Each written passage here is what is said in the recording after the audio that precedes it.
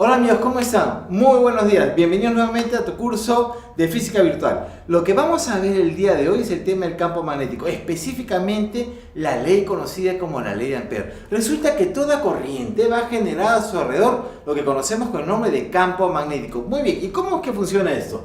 Para eso vamos a colocar ley de Ampère, que es el tema que vamos a ver, vamos a analizar el día de hoy muy rápidamente, ¿no? ¿Y qué nos dice el señor Ampère? Si nosotros tenemos un conductor con corriente muy largo y rectilíneo, como por ejemplo ese de acá, supongo, imagínate que es muy largo y además que es rectilíneo, y por él hacemos que pase una corriente eléctrica, por ejemplo, la corriente eléctrica representada por I, que es la intensidad de la corriente eléctrica, veremos que alrededor de ese conductor con corriente habrá un campo magnético.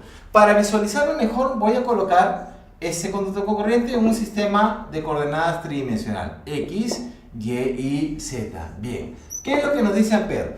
Que ese conductor con corriente genera un campo magnético. Para representar ese campo magnético vamos a colocar una línea llamada línea de inducción. Ahí lo tienes, muy bien. Entonces, un conductor con corriente genera alrededor un campo magnético. Para conocer la dirección de ese campo magnético utilizamos una regla muy sencilla, es la regla de la mano derecha. Colocamos el dedo pulgar en la dirección de la corriente y lo único que tenemos que hacer es girar. Así que giramos. ¿Hacia qué lado voy a girar? Hacia ese lado no puede girar, o sea, gira hacia el lado que sea sencillo girar. Giramos. Corriente y giramos. Si es para arriba, la corriente será en sentido antihorario. Si yo coloco el dedo pulgar hacia abajo, corriente y giramos. Corriente y giramos sería en sentido horario. ¿Bien? Entonces, esa era la inducción y como tú sabes, el campo magnético, o el vector de inducción magnética en ese caso, va a ser siempre tangente a la línea de inducción. Siempre como tangente a la línea de inducción, ahí lo tienes, tangente, siempre perpendicular, ¿no? Tangente a la línea de inducción, ahí está. Para visualizar mejor a ese vector de inducción magnética, ¿por qué digo visualizar mejor? Porque lógicamente este es un cuadro tridimensional en una pizarra que solo tiene dos dimensiones. O sea, pasemos a hacerlo en dos dimensiones, nuestro gráfico en dos dimensiones. El eje Z para arriba, lo único que voy a hacer, mira lo que voy a hacer. El eje Z que va para arriba lo voy a girar hacia ti, ¿de acuerdo? Eje Z hacia arriba y lo giro hacia ti, ahí está. El eje Z está hacia afuera. Como tú sabes, hacia afuera se representa por un puntito. Y si fuera hacia adentro, lo representamos por una cruz. Entonces, ¿cómo es el eje Z? Hacia afuera. ¿Cómo está la corriente? Es en la misma dirección que el eje Z, o sea que también está hacia afuera. Ahí tienes una corriente que está hacia ¿dónde? Hacia afuera. Colocamos entonces el dedo pulgar en la dirección de la corriente hacia afuera y lo único que hago que es girar. Ahí está. Voy a girar. ¿Cómo es el giro? En este caso el giro sería antihorario. ¿Cómo se llama esa línea? Se llama línea de inducción. Esa línea y esa línea acá es exactamente la misma, solo que es un gráfico en 3 dimensiones y este en 2. ¿Cómo es el campo magnético? Siempre tangente, ahí está, tangente a la línea de inducción. Ahí es el campo magnético.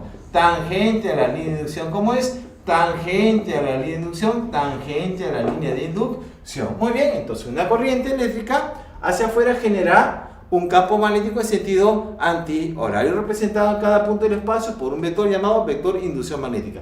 ¿Qué pasaría si la corriente que pasa por el conductor, en vez de ir hacia arriba, es decir, en vez de tener la misma dirección que el eje Z, irá hacia abajo? Ahí está, vamos a colocarlo entonces esta vez hacia abajo. Si la corriente en ese caso ya no va en la dirección del eje Z, sino va hacia abajo, nuevamente colocamos nuestro dedo pulgar hacia abajo y empezamos ¿a qué? A girar. Corriente y giro. ¿Cómo va a ser el giro ahora? El giro ahora va a ser un giro horario. Ahí tienes un giro horario. ¿Cómo es el campo magnético? Siempre tangente en cada punto, ¿no? A esta línea de inducción. Para visualizar mejor este gráfico, lo pasamos a dos dimensiones. Ahí está. Tenemos dos dimensiones. Y si antes tenía yo un puntito por el campo magnético en la corriente era hacia afuera, ahora el eje Z sigue siendo hacia afuera, pero la corriente ¿hacia dónde va? En ese caso, la corriente está yendo hacia abajo, o sea, va en dirección contraria al eje Z.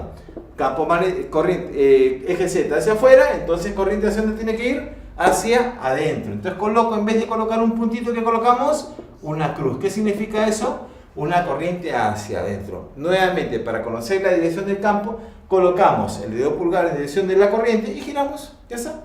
Así, coloco y giro. Ahí está. Hazlo tú también. Coloca el dedo en la dirección de la corriente y gira.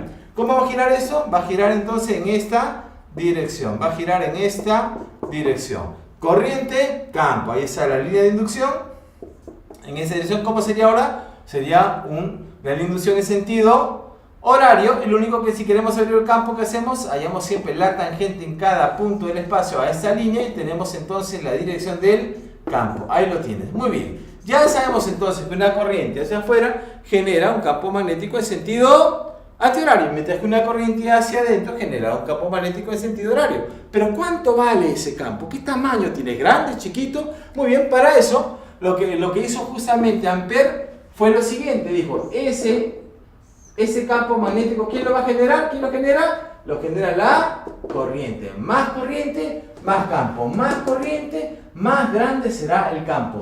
Vamos a colocarle aquí una constante de proporcionalidad que se llama mu sub 0. Y abajo, ¿qué decimos? A ver, si yo me acerco a la fuente, yo espero que el campo cada vez sea mayor. Pero ¿qué pasa si yo me alejo de la fuente? ¿Qué esperaré? ¿Que el campo sea mayor o que el campo sea menor? Obviamente que el campo disminuya, se haga más pequeño. Por eso es que la distancia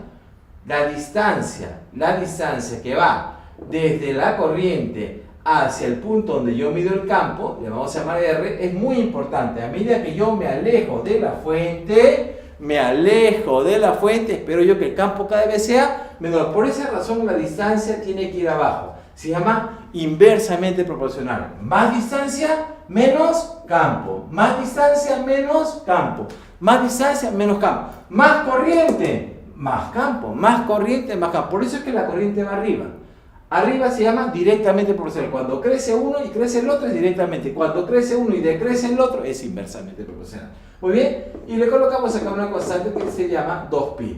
De tal manera que 2pi por R, ¿no?, viene a ser la longitud y la circunferencia que rodea a esta corriente eléctrica. De tal manera que para un conductor rectilíneo y muy largo por el cual circula corriente, el campo se puede calcular de la siguiente manera. El campo magnético es directamente proporcional a la corriente e inversamente proporcional a la distancia. Más corriente, más campo. Más campo. Más distancia, pues menos campo. Y chicos, con eso estamos casi concluyendo. Solo nos quedaría saber qué cosa es mu sub 0.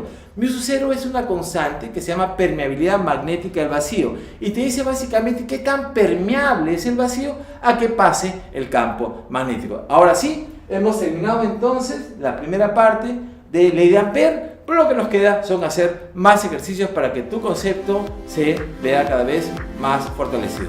Muchas gracias.